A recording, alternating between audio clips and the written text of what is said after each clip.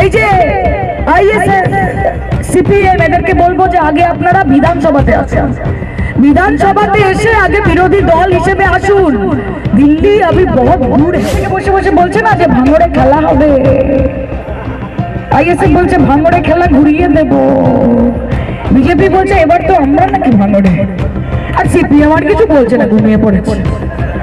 CPM যেদিন ISF candidate দিয়ে দিয়েছে তখন যেদিন ঘুমিয়ে পড়েছে, ওই যে লেপ কম্বল দিয়ে ঘুমিয়েছে। আর no vote to BJP, no vote to ISF, no vote to Congress, no vote to CPM, only vote for development, vote for BJP কে হাটিয়ে 2024-এর এই লোকসভা নির্বাচনে বিজেপির ভাষণ দিয়ে তবে গঙ্গা স্নান করব ঠিক করেছি, তাই তো?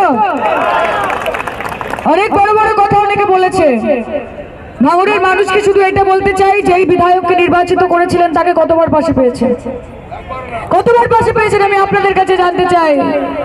পাইনি তো? সেদিন একটা ভিডিও দেখছিলাম, ভাঙড়ের মানুষের ভিডিও, কেউ একজন করে আমায় পাঠিয়েছে যে দিদি এই দেখুন, সাধারণ মানুষ, আপনি জিজ্ঞেস করছিলেন যে দেখো দলের লোকেরা তো যাই বলুক না বলুক, সাধারণ মানুষ কি বলছে, দেখুন আপনাদের বিধায়কের ব্যাপারে কি বলছে।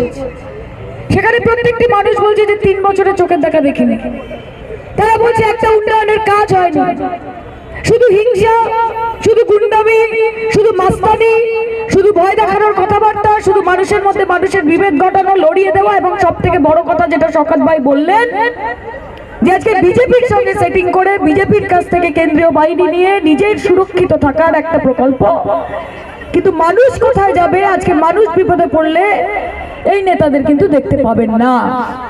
বাংলার মানুষ এমনি বলে না যে লাভ ছাড়া ক্ষতি নেই, দিদি ছাড়া ক্ষতি নেই।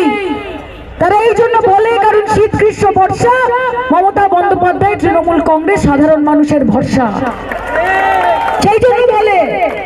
আজকে আপনাদের জন্য যদি কাউকে লড়াই করতে হয় না দাদা, এখানে সবাই দাঁড়িয়ে আছেন, মাথায় রাখবেন একজন নেত্রী যে কাউকে ভয় না পেয়ে, কোন রকমের সেটিং না করে, নিজের সুবিধা না দেখে, নিজের দরকার না দেখে আপনাদের জন্য লড়ে যাবে নিজের শেষ রক্তবিন্দু অবধি, তার নাম মমতা বন্দ্যোপাধ্যায়, তার নাম নওশাদ সিদ্দিকী নয়। আমাদের লড়াই বিজেপির সঙ্গে।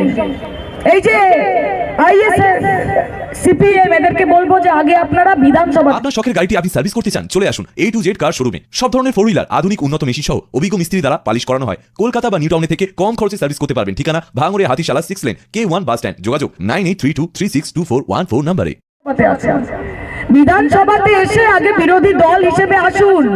দিল্লি अभी बहुत दूर है। লড়াই চালিয়ে যেতে হবে। এই লড়াই কিন্তু একটা রাস্তা, একটা জল, একটা আলো, এইসবের লড়াই নয়। এই লড়াই হচ্ছে গণতন্ত্রকে বাঁচানোর লড়াই।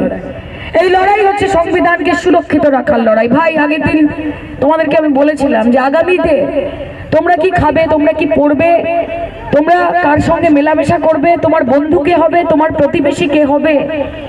বিজেপিকে যদি জায়গা ছাড়ো, যদি আজকে সিপিএম কংগ্রেসকে এবং আইএসএফ কে ভোট দিয়ে ভোটটা নষ্ট করো, মাথায় রাখবে খাল কেটে কুমির নিয়ে আসছো। পশ্চিমবঙ্গের মানুষ নিজের কথা মতো চলে, নিজের মনের মতো চলে, রাজার মতো চলে। আমরা সবাই রাজা, আমাদেরই রাজার রাজা করে দিচ্ছে, কখনো সিএ করে দিচ্ছে। আগের দিন দেখছি বিজেপির ক্যান্ডিডেট ভাঙড়ে ঘুরে বেড়াচ্ছেন এবং ভালো আছেন তো, আমাকে ভোট দেবেন তো, পাশে থাকবেন তো, নরেন্দ্র মোদী অনেক কিছু করেছে তো, এইসব বলছে। আরে তোমরা এত বড় বড় কি কথা বলছো? তোমরা বাংলা বিদ্বেষী, তোমরা বাঙালি বিদ্বেষী, তোমরা মুসলমান বিদ্বেষী, তোমরা বলো মুসলমান মুক্ত ভারত।